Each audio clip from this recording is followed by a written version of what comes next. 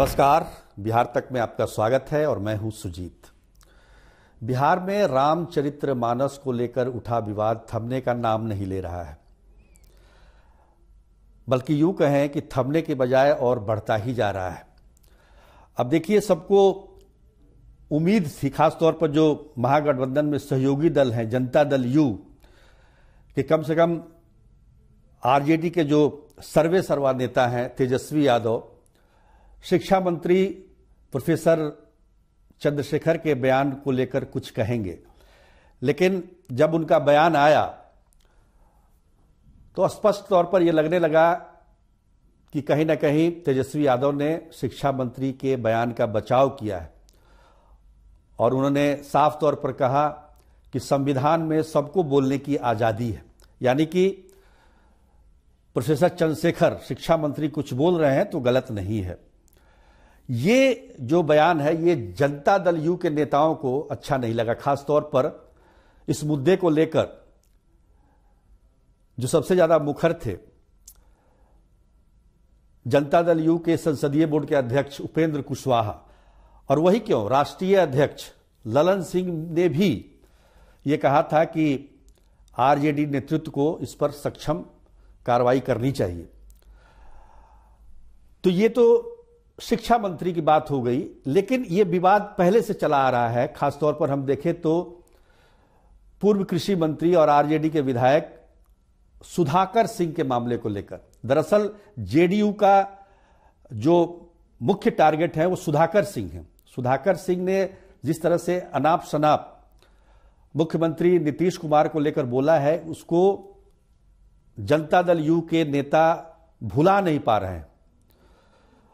अब महागठबंधन की सरकार में वो शामिल हैं, ये ठीक है, सरकार भी चल रही है, ये भी ठीक है, लेकिन एक सीमा होती है। कोई भी पार्टी अपने नेता के खिलाफ इस तरह की बातें, जो कि कहीं से भी स्तरीय बात ना हो, और वो बर्दाश्त नहीं करती है। तो सुधाकर सिंह का मामला चल ही रहा था और यह माना जा रहा था कि खरवास के बाद सुधाकर सिंह पर भी कोई कार्रवाई हो, कुछ नोटिस ही दिया जाए, उनको सो कॉज पूछा जाए, लेकिन आरजेडी की तरफ से ऐसी कोई बात अभी तक नहीं की गई है। तो सुधाकर सिंह का मामला तो चल ही रहा था, ऊपर से शिक्षा मंत्री ने यह बात कह दी कि रामचरितमानस नफरत फैलाने वाला ग्रंथ है। ये जनता दल यू को बिल्कुल अच्छा नहीं लगा।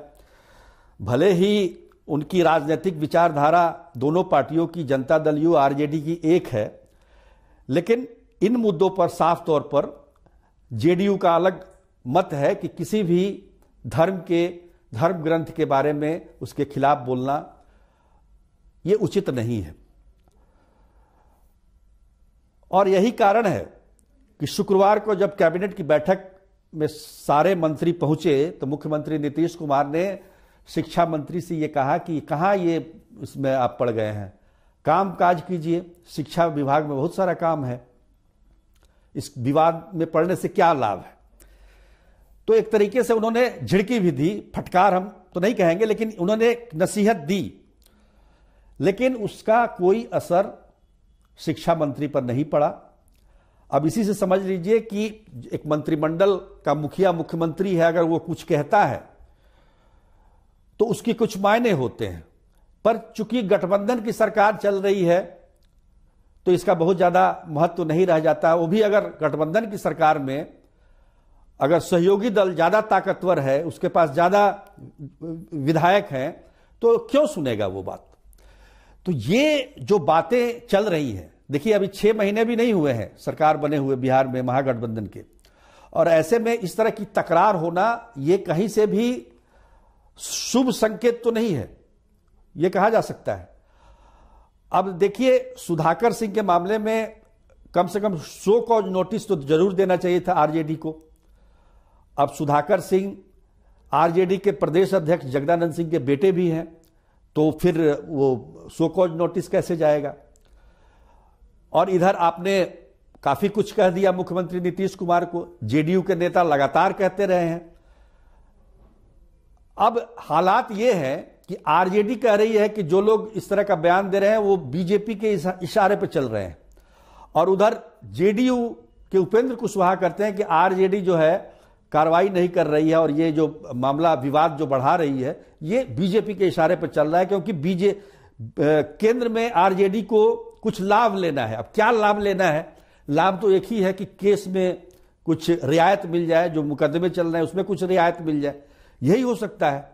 तो दोनों तरफ से तलवारें खिंची हुई हैं, तीर कमान तना हुआ है। तो ये जो हम कह सकते हैं कि ये स्थिति जो है किसी भी तरीके से गठबंधन की सरकार के लिए तो उचित नहीं है। अब जब तेजस्वी यादव ने एक तरीके से कहा कि बयान ब्यूरो को, अब बयान ब्यूरो को यह मतलब लगाया जा रहा है कि जो जेडीयू के जो नेता जिन्होंने रामचरितमानस के विवाद को लेकर बयान दिया था, चाहे वो ललन सिंह हो, चाहे वो उपेंद्र कुशवाहा हो या फिर अशोक चौधरी हो, उनके बारे में तेजस्वी यादव ने ये बातें कही है। और जो ही प्रोफेसर चंद्रशेखर जो कि शिक्षा मंत्री, उनको ये पता लगा कि तेजस्वी यादव भी उन्हीं के पक्ष के हैं। देखिए, आरजेडी के जो प्रदेश अध्यक्ष है जगदानंद सिंह ने पहले ही उनकी पीठ थपथपा दी थी, अब तेजस्वी यादव ने भी कर दिया, तो उन्होंने भी अपना खुलकर सामने आ गए हैं और उनको लगता है कि तेजस्वी बिहार का नारा लगा रहे हैं। तो ये स्थिति परिस्थिति बन रही है, अभी 6 महीने भी नहीं बीते हैं, तो निश्चित रूप से ये चिंता का विषय है और ये कुछ शुभ संकेत नहीं है। आगे गाड़ी किसी भी ट्रैक पे जा सकती है, ये ध्यान रखने की जरूरत है। आज के लिए बस इतना ही, तब तक के लिए नमस्कार।